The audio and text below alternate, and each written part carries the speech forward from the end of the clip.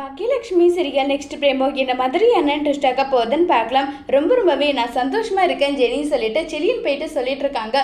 எதுக்காக சந்தோஷமா இருக்கேன் நான் கேட்டு தெரிஞ்சுக்கலாமான்னு சொன்னதும் நம்மளுடைய வீட்டில் இருக்கவங்க எல்லாரும் சேர்ந்து நம்மளுடைய பாப்பாவுக்கு பேர் வைக்க போறாங்கல்ல, அதை நினைச்சுதான் நான் சந்தோஷமா இருக்கேன். அம்மா பேர் ஆன்டி வைக்கிறதா இருந்தது, அப்புறம் பாண்டிய வைக்கிறாங்க.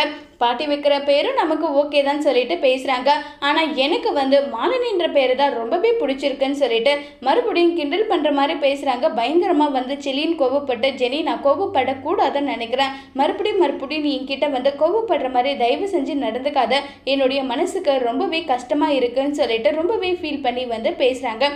நீ என்ன சொல்ல வர எனக்கு புரியல, ஏன் மாலினி கூட பேசும்போது உனக்கு நல்லா இருந்தது, அவளுடைய பேரை சொல்லும்போது உனக்கு கஷ்டமாக இருக்கான்னு சொல்லிட்டு கேட்குறாங்க. ஜெனி நான் ஒரு முறை தப்பு பண்ணிட்டேன்னா அந்த தப்பை திருத்திக்கிறதுக்கான எனக்கு ஒரு ஆப்பர்ச்சுனிட்டி கொடுன்னு சொல்லிட்டு உன்கிட்ட கதறி எழுது மன்னிப்பு கேட்டு தான் நான் இங்கே வந்திருக்கேன். மறுபடியும் நீ அதை சொன்னா எப்படி என்னால அதை ஏற்றுக்க முடியும் சொல்லிடான்னு சொல்லிட்டு கேட்குறாங்க.